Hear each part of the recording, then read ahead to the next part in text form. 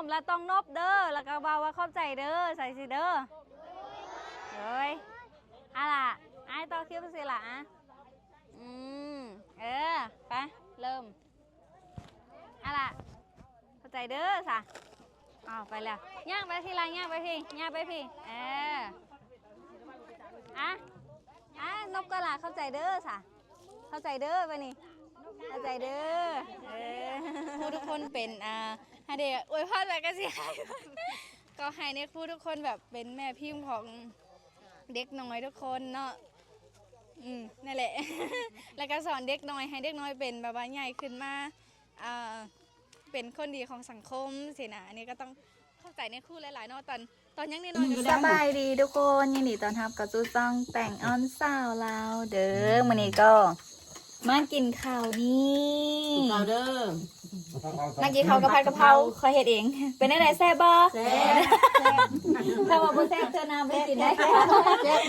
แซ่บบางนั้นเป็นลูกเก่งมันมากกว่าแซ่บเพิ่นยกโบแล้วเพิ่นน่ะนะ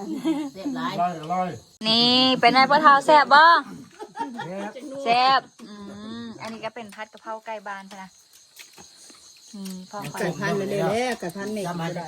เจ็บคอกินไก่พันแล้วเจ็บคอไก่พันบ่ได้กินผัดกะเพรากับข้าวเหนียวผู้ใดเคยกินต้มเลยเป็นเปรี้ยวมาเริ่มมาหุงซุกแล้วเอามาพากินแต่จะมาให้ใกล้มึงมาถึง5-6หน่วยแซ่บบ่แม่หวานมันก็หวานไก่จบแม่แซ่บอยู่บ่ของเฮาแม่แซ่บอยู่บ่แซ่บที่จริงมันต้องมีไข่ดาวน้ำแต่บ่ได้เฮ็ดไข่ดาวน้ำมันนี่พวกนะฮะทุกคนหลังจากที่กินข้าวแล้วเฮาก็สิมาแพ็คเครื่องเบคของให้เด็กน้อยเนาะนี้ขนมที่เฮาซื้อก็คือแบบเป็นขนมปี๊บทุกคนนี้จะเป็นปี๊บแบบนี้เนาะแต่ว่าขนมทุกอย่างก็คือแบบมาจากไทยหมดเลยเนาะทุกอย่างแทบจะเป็นของไทยหมดเลยแล้วก็มี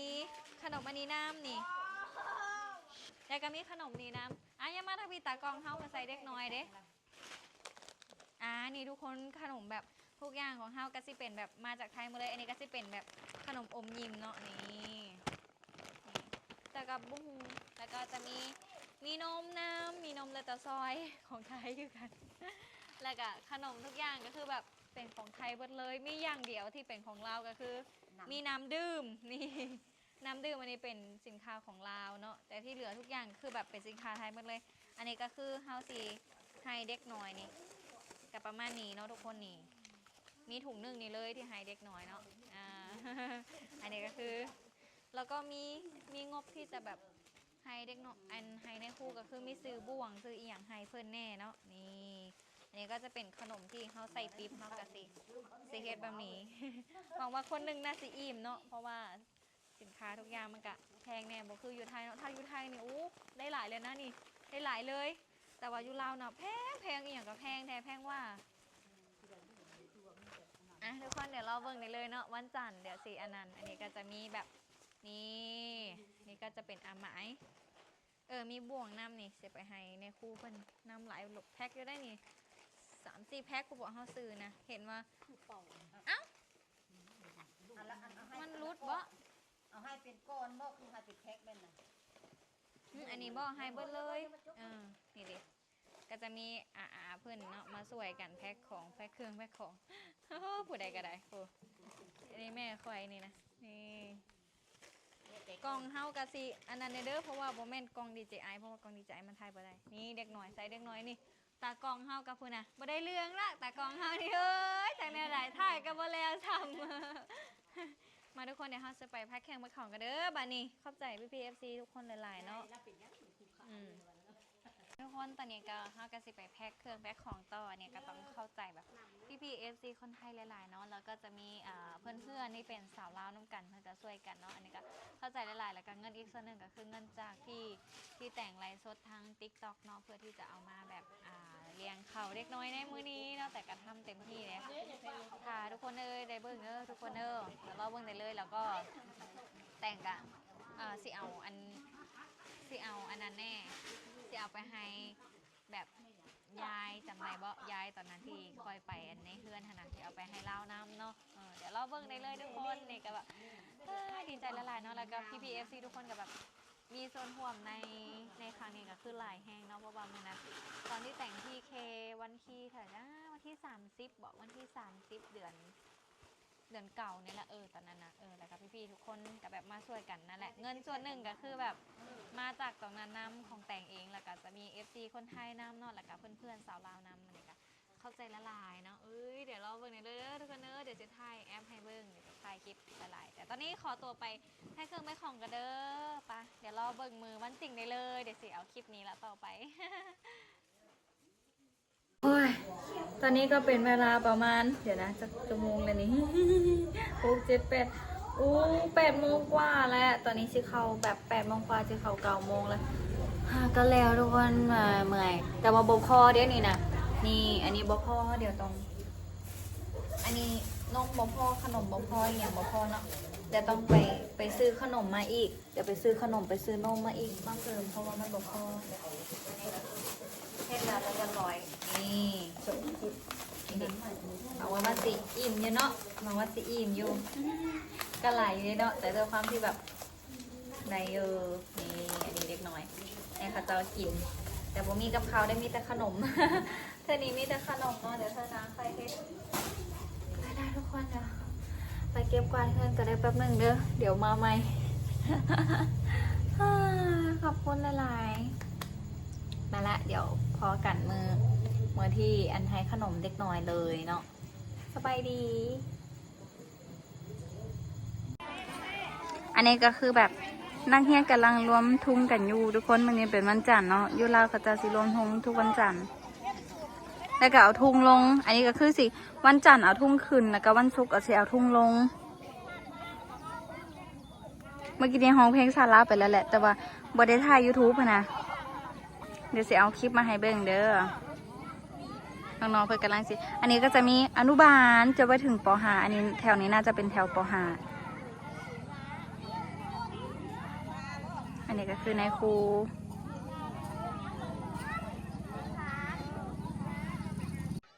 ป้าทุกคนตอนนี้ก็นี่เด็กน้อยเพื่อนกันซ้อนต่อแถวหากินมาไหมหลายคนเลยเด็กน้อยมีประมาณ100 กว่าคนทุกคนแต่ก็เพิ่นดีใจแห้งๆเดี๋ยวจะลองมาสัมภาษณ์เด็กน้อยเบิ่งเด้อมาไหมแพรมาทางนี้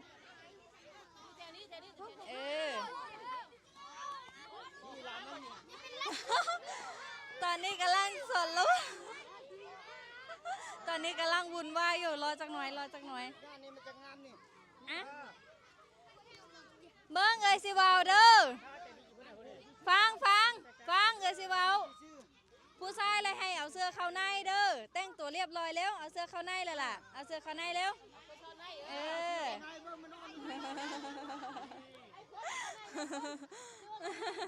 เอาเสื้อเข้าในล่ะเด็กน้อยเพื่อนกำลังเดี๋ยวมาเลาะให้ทาเพื่อนนั้นเอาเสื้อเข้าในก็จังหน่อยเนาะทุกคนเนาะนี่เอา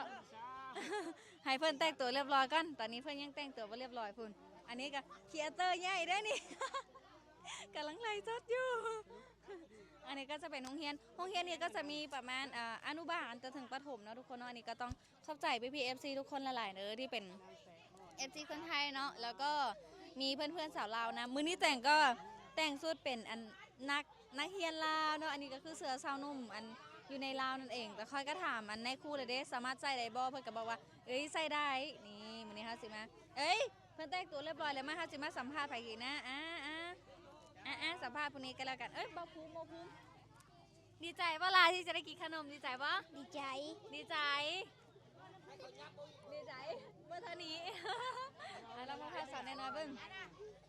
ฟังเด้อแต่ละคนได้พร้อมกันเด้อเอาเบื้องขวาอันนี้ทางก้าวอ้อขาหนึ่งเอาไปทางกลางไปนี่อันนี้ครูเปิดกำลังจัดอยู่นะครูเปิดกำลังจัดอยู่สักหน่อย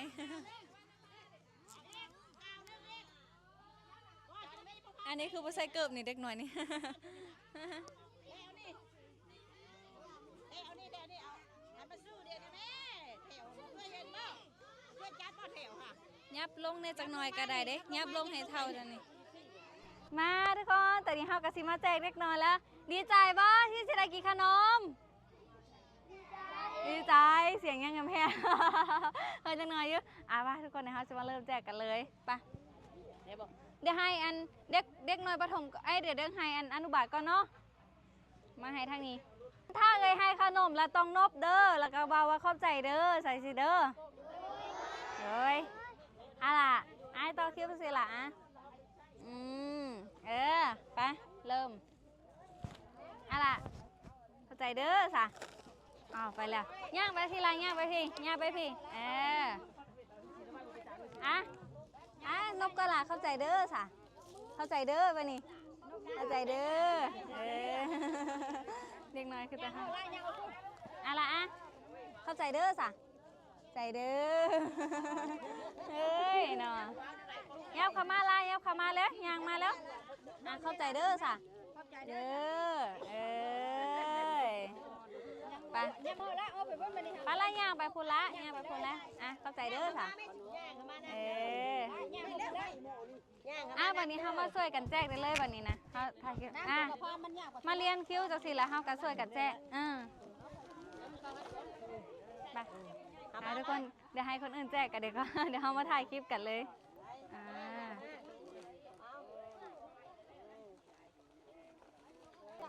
โอ้เดี๋ยวคือไปได้นะจะไปจ่ายตรงนี้บ่อันนี้บ่จะแถวนี้เดี๋ยวเขาจะถ่ายคลิปมองนี่เด้โอเคอะไรเข้าใจเด้อสะใจเด้ออ้าวเบิ้ลเลยบ่ทาจักหน่อยเด้อทาจักหน่อยนี่เดี๋ยวยังอยู่นี่เดี๋ยวอะไรเข้าใจเด้อว้าวเข้าใจน้ำเด้ออะไรนกกันนกงามเด้อนกงามเด้อทุกคนนกกระหลานนกกระเข้าใจเด้อโอ้ยเสือกันคือบนนี้มักติ้งเลยนี่อะไรเข้าใจเด้อมีขวดเบิดเด้อโอ้ยเสืออะไรนกกระหลานน้ำผึ้งนกกันเข้าใจเด้อโอ้ยอะไรโอ้ยไอหมิงเด้ไอมั่มเด้นี่นะโอ้ไอ้มัมนกกระหลานนกกันนกมึงน้ำใจเด้อสะซาโลมอนปลดเปรกกันแล้วตอนนี้ ตอนนี้ซาโลมอนกดเปรกกันแล้วอะไรย่างไปตะพีลายย่างไปตะพีเด้อผู้ใดได้แล้วย่างออกไปทีเด้อใจเด้อนกงามเดี๋ยวผู้นี้ป้าสุดยอดเลยนี่ใจเด้ออุ้ยเดี๋ยวนี้เขาจะมีปลายสื่อแล้วบ่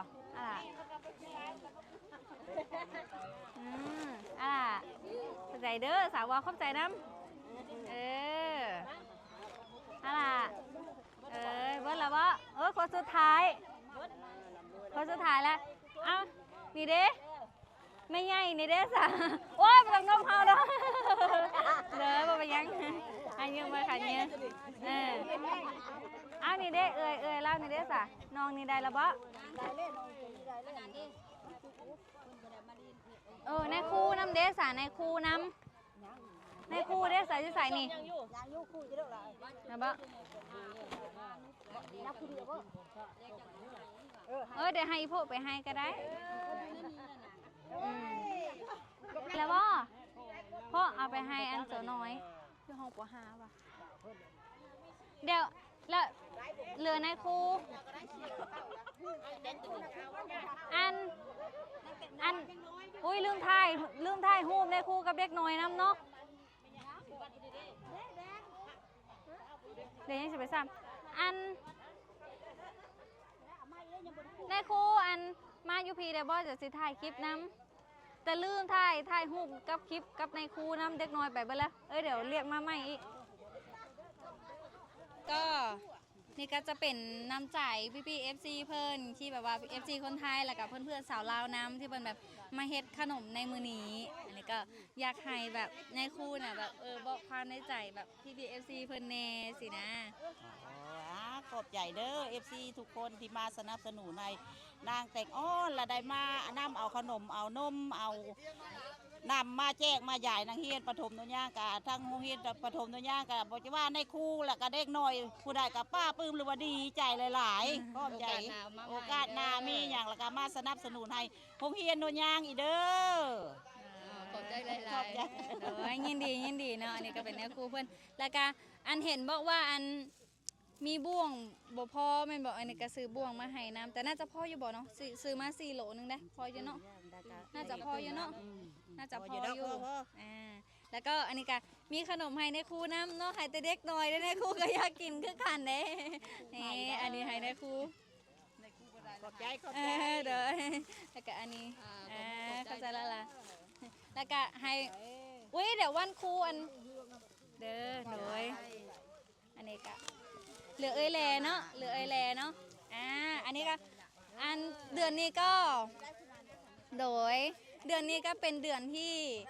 วันครูแห่งชาติของประเทศลาวนั่นเองนั่นก็คือเป็นวันที่7 ตุลาเนาะวันที่7 ตุลาเป็นวันครูแห่งชาติอันนี้ก็ขออวยพรให้แบบในครูทุกคนขอให้แบบว่ามีสุขภาพแข็งแรงแล้วก็ขอให้ในครูทุกคนเป็นให้เด็กอวยพรแบบกระเสียก็ให้ในครูทุกคนแบบเป็นแม่พิมพ์ของเด็กน้อยทุกคนเนาะนั่นแหละ แล้วก็สอนเด็กน้อยให้เด็กน้อยเป็นแบบว่าใหญ่ขึ้นมาเป็นคนดีของสังคมสินะอันนี้ก็ต้องเข้าใจในครูหลายๆเนาะตอนยังน้อยๆก็เคยเรียนน้ำเพิ่นเนี่ยทุกคนนี่นะ แต่ตอนนี้ก็อายุจะ3 ปีเพื่อนก็ยังได้สอนอยู่ทุกคนนะก็ยังได้สอนอยู่นี่กันเนาะผู้สิข่าวแบบนานก็มีแล้ อันนี้เป็นผอของเฮียนเนาะเพื่อที่เขาดำนานนะเดี๋ยวเขาสิมาลองมาถามความรู้สึกของอันนายครูเพิ่นเนาะที่ว่าได้สอนเด็กน้อยในรู้สึกเป็นจังใดเนาะมาสิถามไปดีเนาะผู้ใดคือเนี่ยคนนี้คือเนี่ยเดี๋ยวสิลองมาถามเบิ่งเนาะว่ายับมาจังหน่อยนายครูอันนี้นายครูนี้ซื้อหยัง ที่ผัว สุภูว่าอันนี้สอนมาได้จักปีแหละ โอ้36 ปีแล้ว โอ้ บ่จะเข้าบำนาญเลยได้นี่ได้ บ่จะเข้าบำนาญแล้วบ่ โอ้ โอ้ยเป็นแนวใดความรู้สึกที่ได้สอนอันนักเรียน ความรู้สึกก็ดีมุกดีใจนี่แหละที่ได้สอนนักเรียนเนาะประกอบส่วนนั่นได้ชิดสอนนักเรียนให้ลูกหลานให้ความรู้แก่ลูกหลานสืบทอดอนาคตก้าวหน้า อยากให้อันเด็กน้อยเป็นอันนั้นเนาะ มีความรู้ มีความหูบนกันนี่ทุก คุณ คน สมบัติดี คุณสมบัตินี่ทุกคนแบบอันนี้ก็เป็นในครูเนาะ อยากให้มีผู้คิดปัญญาคือไอ้อ้อนนี่แล้วมีอย่างกับมาสนับสนุนบ้านตัวเอง โอ้ยสนับสนุน ใจ อยู่ หลายๆ แล้ เด้ ว อเด้อหน้าก็ให้ร่ำรวยให้ได้กว่าเก่าอีกเด้อ ถูก เป็น FC เนาะ โดยเฉพาะกับเอฟซีสนับสนุน เดี๋ อ้ ย อนนี่แหละ โอกาสหน้าถ้ามีโอกาสอยากให้มาสนับสนุนอีกเนาะให้ร้านน้อยนักเรียนนี่แหละได้มีอันได้อยู่ได้กินอิ่มน้ำสำราญเนาะมีอนาคตที่ว่าสดใสในต่อไปนะ โอ้ยก็อยากให้เด็กน้อยเดี๋ยวเฮาสิตานางการท่อนนี้แล้วเดี๋ยวเฮาสิไปเบิ่งอันเด็กน้อยทุกคนเนาะว่าเพิ่นกินขนมหรือยังเพิ่นสิเป็นแนวใดเนาะอันนี้ก็ขอบใจในครูหลายๆเด้อขอบใจหลายๆโดยขอให้แบบสอนเด็กน้อยตลอดไปเด้อ เรื่องแต่เขาอ้างว่ามีคนหลายลูกไปเมืองไทยเมืองมนอันปรึกษากันเอาพระป่ามา มันจะขึ้นก็ดีถ้าเฮา เป็นหยัง เข้าใจหลายๆเนาะทุกคนเนาะเข้าใจหลายๆเดี๋ยวขอถ่ายรูปกับนายครูจังหน่อยกดนี่ล่ะ